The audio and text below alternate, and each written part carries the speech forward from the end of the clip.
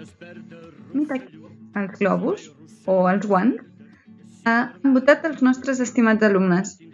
En León ha votat la pizza de la seva mare. Bon dia, confinats i confinades! Benvinguts per un nou episodi de No confinem el Rossellonès. Encara seguim confinats, per tant encara tindrem uns quants mots més a descobrir. I el mot que tenim avui preparat torna a ser un verb, torna a ser una acció, d'acord? Us donaré dues pistes a veure si sabeu de què parlo. La primera pista és que té a veure amb els sentits. Els sentits són, per exemple, el gust, la vista, l'oïda, l'olfacte i el tacte, d'acord? Té a veure amb un d'aquests 5 sentits. I la segona pista és que fem aquesta acció amb el nostre nas. Ja ho teniu? Parlo, evidentment, d'enxumar.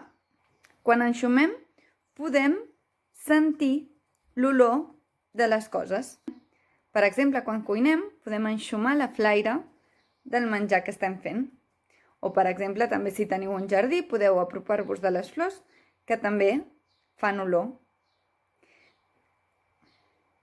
Doncs, evidentment, el que avui vos proposi és molt simple. És que cerqueu dins de casa vostra o dins del vostre jardí la cosa que fa la més bona olor per vosaltres. D'acord?